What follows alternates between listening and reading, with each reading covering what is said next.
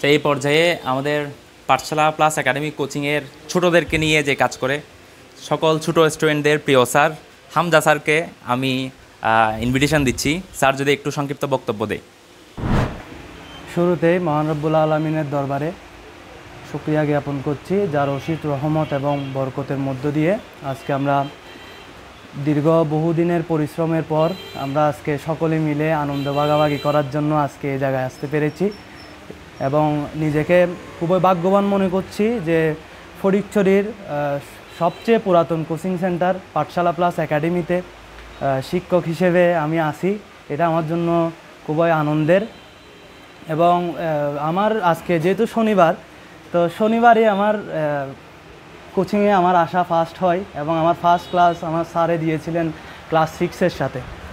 তো 6-এর সাথে ক্লাস নেওয়ার পর 6-7 এদের সাথে এমন হয়ে গেছি যে প্রত্যেকবারই ক্লাস পরে আমার 6-7-এ, তো 6-7 নিয়ে কাজ করা হয়। আরেকটা বিষয় হচ্ছে আমরা যেহেতু সিভিল ইঞ্জিনিয়ারিং নিয়ে পড়ি, তো আমাদের স্যাররা সবসময় বলেন একটা কথা যে একটা ঘরের যে স্ট্রাকচার ওইটাতে মেন 3টা জিনিস, একটা হচ্ছে বেস, আরেকটা হচ্ছে পিলার, আরেকটা হচ্ছে ছাদ। তো স্টুডেন্ট আমরা আমাদের একাডেমিক লাইফটাকে এভাবে ভাগ করতে পারি কীভাবে।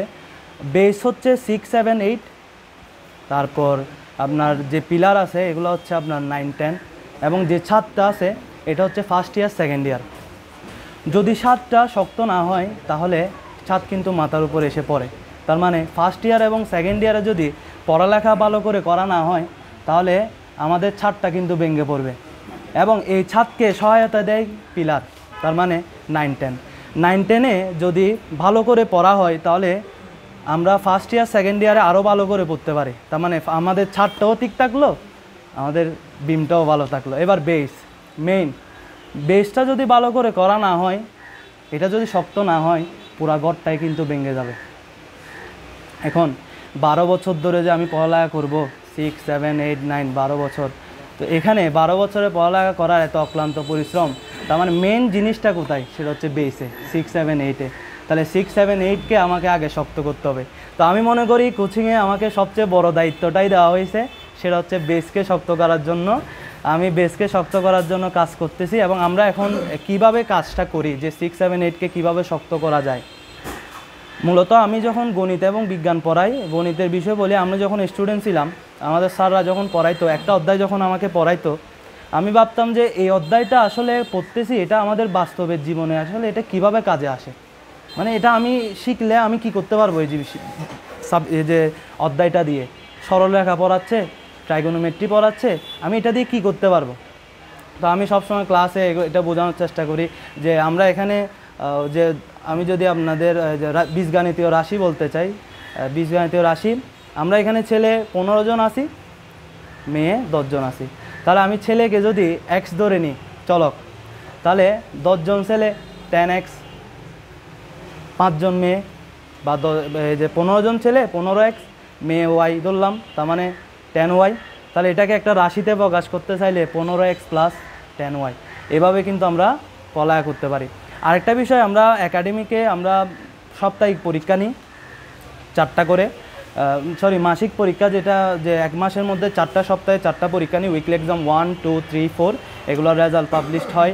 তা এগুলো একসাথেও রেজাল্ট পাবলিশড হয়। আমাদের অভিভাবকরা দেখতে পারেন যে আমার স্টুডেন্ট, আমার একটা বাচ্চা কিভাবে তার উন্নতি হচ্ছে নাকি অবনতি হচ্ছে, এটা দেখতে পারে, যেহেতু একটা পেজের মধ্যে পুরো রেজাল্টটা দেওয়া হয়। আবার মাসিকও পরীক্ষা নিই, মাসিক পরীক্ষা নিয়ে আমরা সেটা পাবলিশ করি, সেটাও দেখে। ইতিমধ্যে জানুয়ারি মাসের যে মাসিক পরীক্ষা, সেটাতে আমাদের ওর নাম হচ্ছে ওয়াফিক আলম, প্রথম স্থান অর্জন করেছে ক্লাস 6-এর, ও তো এখানে নাই।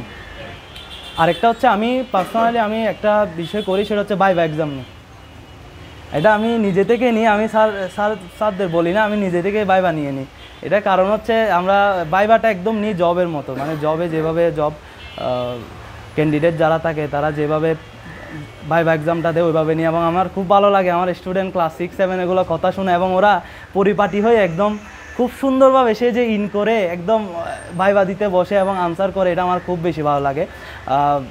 এটাই যে আমরা বেস নিয়ে কাজ করতেছি এবং আমি সবচেয়ে বড় দায়িত্বটা পালন করতেছি, আমি নিজে এটা মনে করি।